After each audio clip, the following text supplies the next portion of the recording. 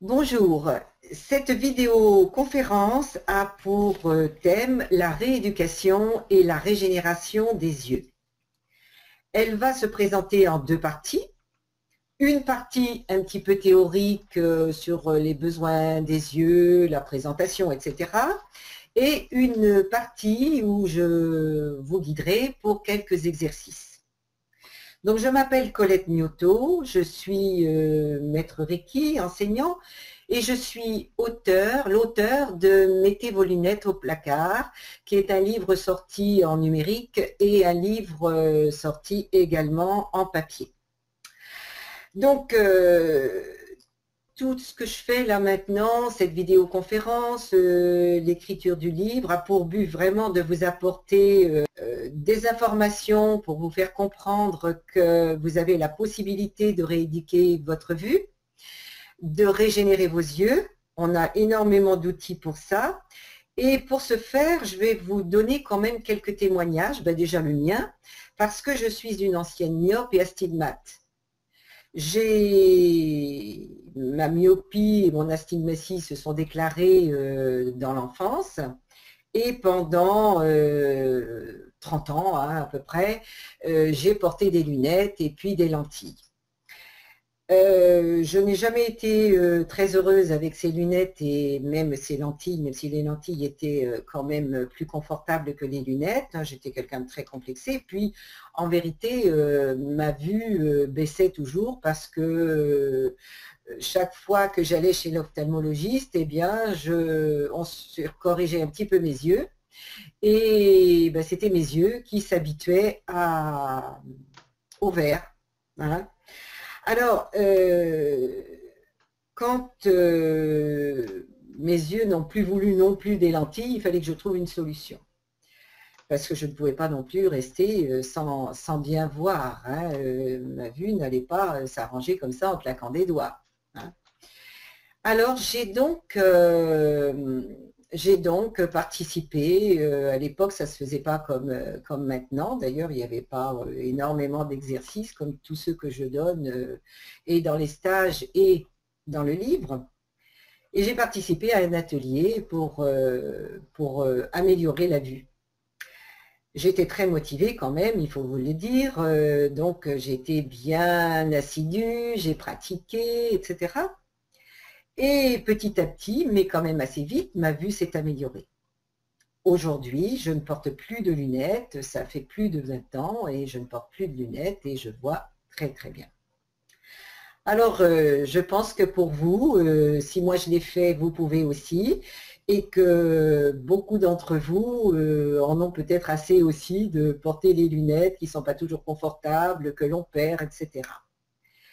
Je voudrais vous apporter deux témoignages, mais qui sont beaucoup plus forts que les miens, pour vous montrer à quel point la rééducation des yeux est importante et tout ce qu'elle peut faire. Puis pour vous montrer aussi qu'il faut un petit peu persévérer.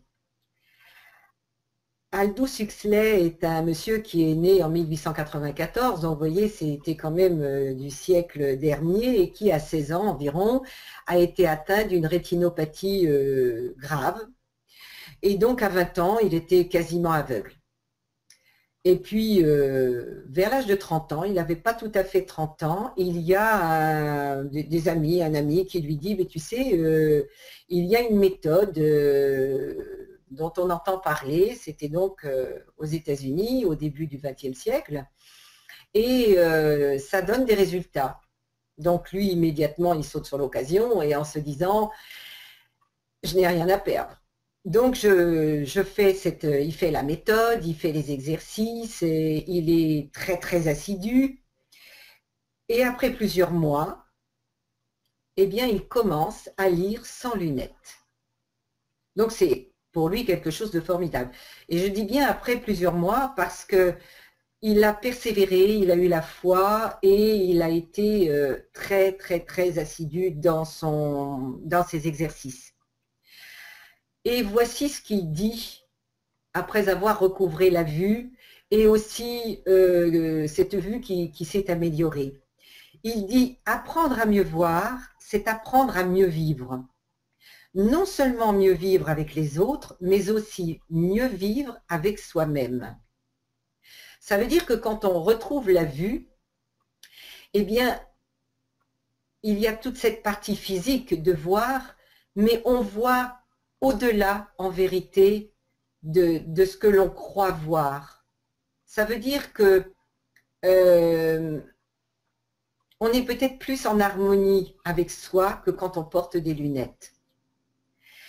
Il y a un autre exemple aussi qui est vraiment très important et c'est pour ça que j'ai à cœur de vous le citer, c'est Meir Schneider qui est né en 1954. Ce monsieur-là est né, il est né avec une cataracte massive congénitale. Il a eu 5 interventions, donc tout petit, complètement ratées. Les ophtalmos, enfin les chirurgiens ne sont pas en cause, ça n'est pas la question du tout. Et il est déclaré officiellement aveugle. Donc toute sa scolarité, il l'a fait en braille, il lit en braille, etc. Et vers l'âge de 17 ans, là encore, on lui parle d'une méthode qui n'était pas en braille à l'époque, donc on lui en parle, il parle d'une méthode, on lui parle d'une méthode, et il fait les exercices jusqu'à 13 heures par jour. Et pour vous dire à quel point il avait la foi, au bout d'1 an et demi, il a commencé à voir et à pouvoir lire sans lunettes. Alors évidemment, il prenait une feuille et c'était tout près, comme ça, qu'il voyait. Eh bien, il a continué ses exercices, il les continue toujours, il continue toujours la rééducation de ses yeux. Et aujourd'hui, eh bien, il a passé son permis de conduire, il y a déjà un petit moment. Il conduit, il vit tout à fait normalement et il a environ 7/10 à chaque œil. Et sa vue continue de s'améliorer parce qu'il continue de faire ses exercices. Alors moi, je vous parle de ces exemples-là parce que c'est pour vous dire que si c'est possible pour certains, c'est aussi possible pour d'autres. Je vais vous parler un petit peu du Dr Bates, justement, qui est à l'origine de méthodes. Bon, bien sûr, on en a beaucoup d'autres, et moi j'en décris aussi des nouvelles dans le livre. Et en stage, on parle également de toutes ces techniques que j'ai expérimentées. Et le Dr Bates se disait, il avait déterminé les besoins de l'œil. Alors, le Dr Bates, c'est un ophtalmologiste américain des États-Unis qui a vécu au début du XXe siècle. Alors, il disait, de quoi a besoin l'œil? De la relaxation, donc de la détente, du mouvement, donc pas de fixité, qui crée des tensions dans l'œil, de l'obscurité consciente, et là on verra aussi de quoi il s'agit, du clignement, en fin de compte, qui permet d'éviter cette fixité, de la gymnastique oculaire douce, donc le Hatha Yoga, on en fera un exercice de lumière, très important. Quand on est dans l'ombre, si vous voulez lire par exemple un livre dans l'obscurité, ben, vous allez fatiguer en vérité vos yeux, vous allez créer des tensions et vous savez le résultat inverse.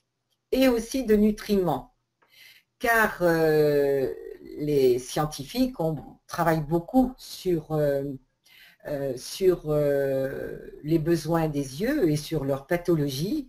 Et les yeux sont un organe qui, à part entière dans notre corps, et comme le reste de nos organes, ont besoin de nutriments. Ils ont besoin d'être nourris.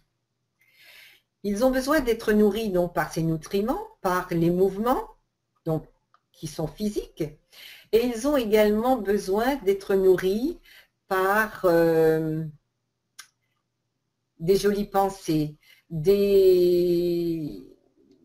ça fait partie un petit peu aussi de la relaxation dont parlait le Dr Bates. Les pathologies ou les défauts visuels, myopie, astigmatie, presbytie, enfin tous ces principaux défauts visuels viennent d'un stress, on va dire comme ça, d'un stress ou de stress, il peut y en avoir plusieurs, récurrent, parce que si vous avez peur parce qu'une vipère passe devant vous, pas de problème, vous avez peur sur le moment, et puis ça passe. Ça ne va pas vous créer un gros problème hein, de vision. Mais les stress récurrents, le mal-être, hein, tous ces stress émotionnels vont créer un défaut de vision. Et il a été identifié que tous les myopes, par exemple, tous les presbytes, tous les astigmates, avaient des points communs, non pas dans leur vie en particulier, hein, les gens sont tous différents, chacun sa vie, mais dans la gestion de certaines émotions. Donc à partir de là, il y a des gens qui se sont penchés, bien sûr, sur ces causes, hein, parce que ça fait partie des causes et ça ne vient pas du jour au lendemain. Et donc, grâce au décodage biologique, hein, on a pu identifier plein de choses, un fonctionnement, et donc on a pu aussi améliorer le travail que l'on peut faire de façon... le travail que l'on peut faire pour guérir, en fin de compte, les souffrances et les blocages émotionnels qui font partie des causes de ces pathologies. C'est la raison pour laquelle, à l'aide de tous ces éléments-là, on peut rééduquer les yeux. Et on peut rééduquer les yeux et on peut prévenir aussi. Il y a des personnes qui font un stage de la vue sans aucune pathologie, en se disant, eh bien, par exemple, le jour où je serai presbyte, eh bien, je sais, où la presbytie commence à venir, eh bien, j'aurai des éléments pour tout de suite agir dessus. C'est aussi une bonne idée, pourquoi pas hein. Alors, peut-être vous vous dites que peut-être vous êtes un peu sceptique, et ma foi, je le comprends. Moi, j'étais aussi un petit peu sceptique, mais je me disais que je n'avais absolument rien à perdre. Et on parlait je vous disais tout à l'heure que ces deux personnes-là, aussi bien Aldous Huxley que Meir Schneider, étaient des gens qui avaient la foi. Et à propos de la foi, je vais vous citer une petite citation de saint François d'Assise, donc c'est pour vous dire que ce n'est pas d'aujourd'hui quand même. Hein. La foi, c'est de croire en ce qui n'existe pas encore, et la récompense, c'est de la voir. Il est question de vue, et il est question de foi. En vérité, c'est celle de croire en vous, en vos capacités. Parce que les capacités, les potentiels de rééduquer vos yeux, vous les avez, ces potentiels-là.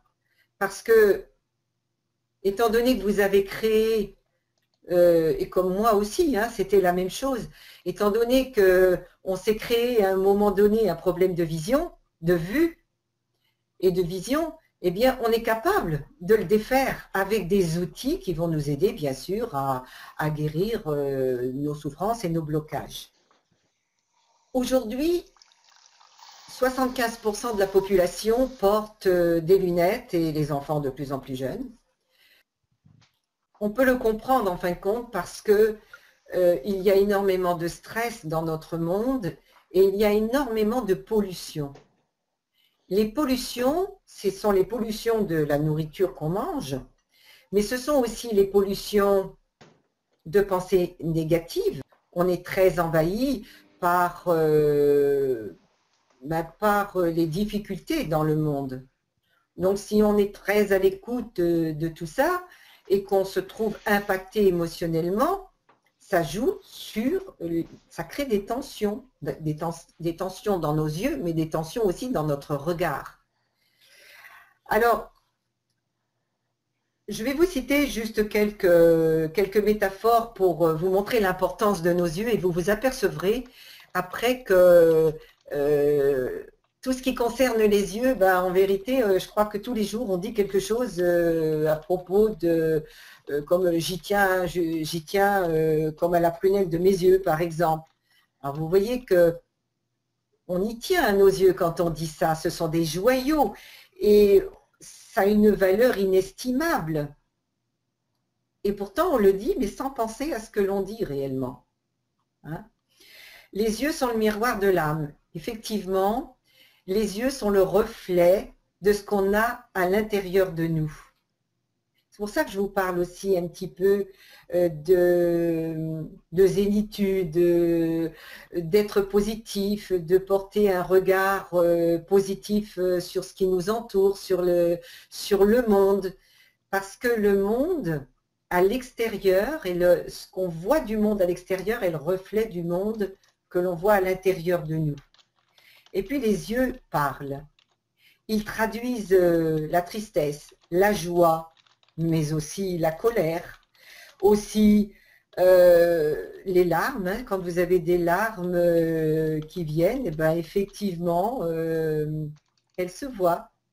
Il y a d'autres expressions comme être fusillé du regard. Ben, celui qui fusille du regard a un regard violent.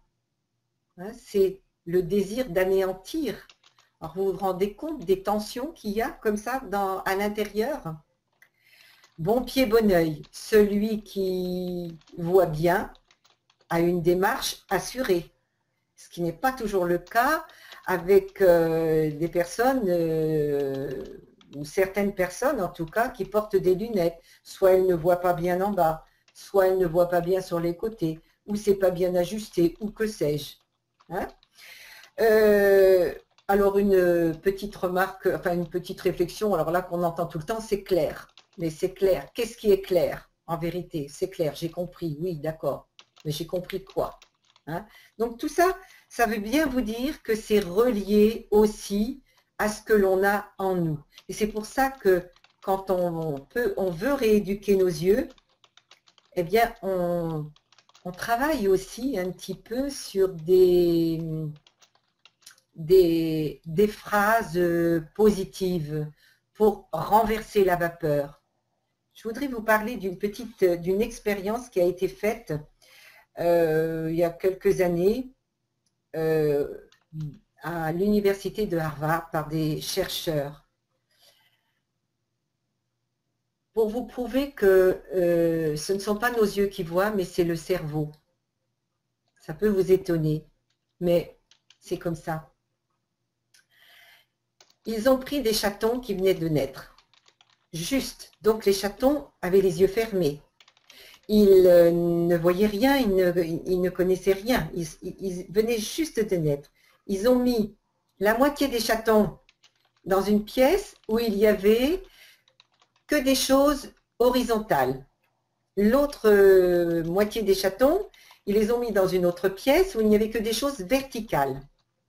Et pendant 6 mois, comme ça, les chatons ont vécu, les uns en ne voyant que ce qui était vertical, les autres en ne voyant que ce qui était horizontal. Et ensuite, ils ont rassemblé les chatons et ils les ont mis dans la vie normale. Et vous savez quoi? Eh bien, les chatons qui n'avaient vu pendant 6 mois que les choses horizontales se cognaient dans tout ce qui était vertical. Et les autres, c'était l'inverse. Ça veut dire que c'est leur cerveau qui avait enregistré par l'intermédiaire des sensations, des ressentis, etc.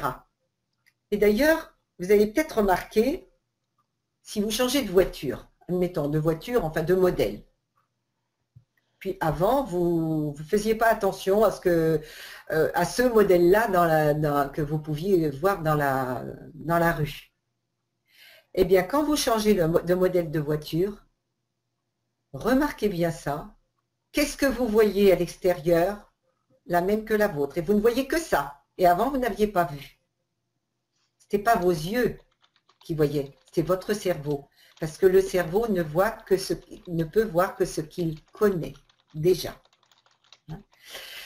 Alors, on ne va pas s'étendre là-dessus. Le but, c'est aussi de vous faire quelques exercices et de vous apporter quand même des éléments que je trouve importants déjà pour que vous sachiez que vous pouvez faire quelque chose pour vos yeux. vous apporter un peu plus de liberté, un peu plus de confort, et puis aussi, quand on voit bien avec nos yeux, tels que sans lunettes, où on n'a donc pas besoin de ces verres, de ces loupes, eh bien on porte un autre regard sur le monde. Il y a une petite pensée que j'aime bien d'Eckhart Tolle, qui est un grand maître spirituel actuel. Hein. C'est un maître qui vit toujours et qui est très très reconnu dans le monde.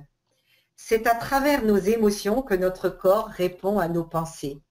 Ça fait écho à ce que je vous expliquais, c'est-à-dire que des émotions que l'on a enregistrées de façon récurrente, ça le docteur Bates insistait bien là-dessus, eh bien, vont créer des tensions dans nos yeux, sachant également qu'en médecine traditionnelle chinoise, nos yeux sont reliés au foie.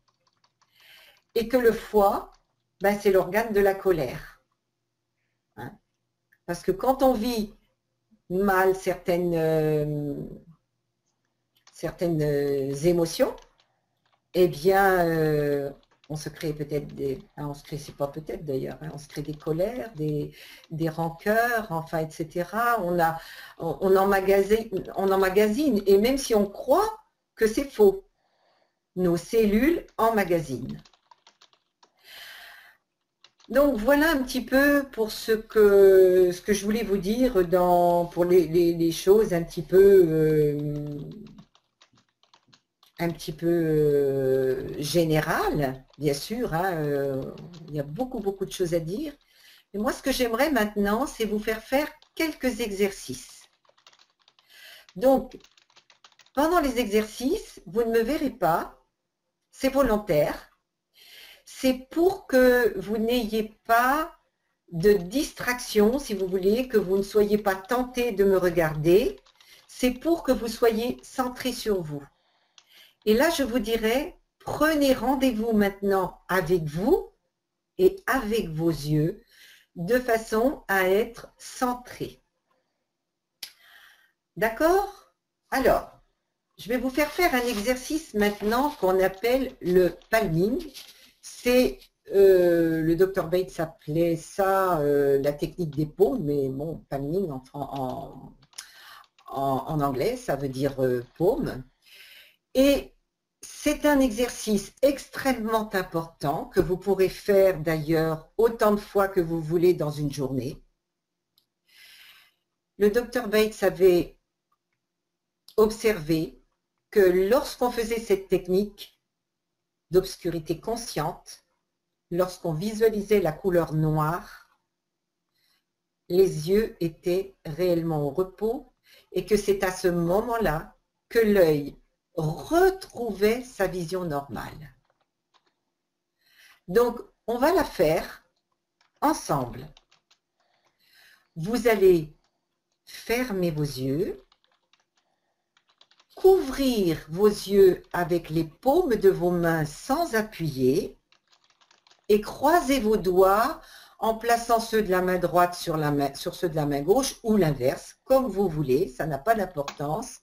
Eux-mêmes, là, ces doigts-là seront posés sur le front de façon à empêcher la lumière de passer. Si c'est plus confortable pour vous, vous pouvez très bien appuyer vos coudes sur une table. C'est important que vous ne vous créez pas de tension quand vous faites cet exercice, puisque le but, c'est justement d'avoir les yeux totalement au repos. Vous respirez tranquillement et vous visualisez la couleur noire. C'est l'obscurité totale, sans effort. Si vous avez des difficultés à visualiser la couleur noire, vous pouvez penser à un objet familier, de couleur noire bien entendu, un vêtement ou un accessoire que vous connaissez, que vous possédez. Donc visualisez cette couleur noire. Il est possible que vous ayez des difficultés à la visualiser, la couleur noire. C'est pas grave. Au début, peut-être vous allez voir du gris ou peut-être le noir va venir et va repartir. C'est pas grave, ça demande un certain entraînement. Ne forcez pas. Pensez que vous voyez la couleur noire. Accompagnez en même temps ce palming de pensées agréables, de joie, de gratitude pour vos yeux, qui vous montrent tant de jolies choses. Des souvenirs heureux, pensez à des souvenirs heureux qui favoriseront la relaxation de vos yeux. Et vous allez rester environ 5 minutes. Ressentez petit à petit la détente de vos yeux, la détente de vos globes oculaires. Restez comme ça, encore un petit peu. Respirez tranquillement, sans créer de contraction dans vos muscles des épaules, sans créer non plus de contraction dans vos mâchoires.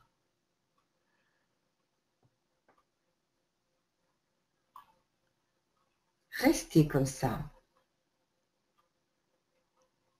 Je suis toujours près de vous, à vous accompagner. Si vous perdez la couleur noire, pensez à un objet que vous possédez peut-être, ou un vêtement de couleur noire. Ça peut être un tableau noir aussi. Restez comme ceci à faire le palming. Cet exercice est vraiment très important pour le repos de vos yeux.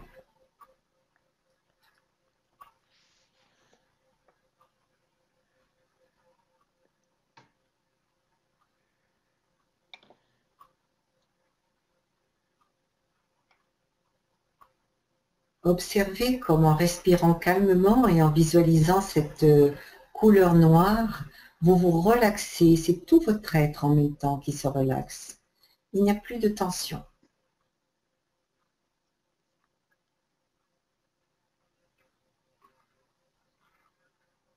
Nous allons rester encore une petite minute.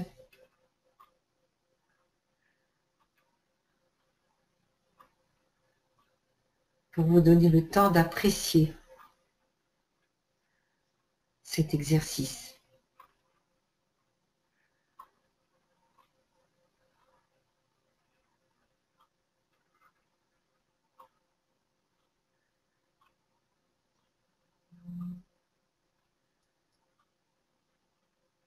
Maintenant, vous pouvez baisser les bras, reprendre votre position normale et ouvrir vos yeux. Ouvrez vos yeux sans créer de tension.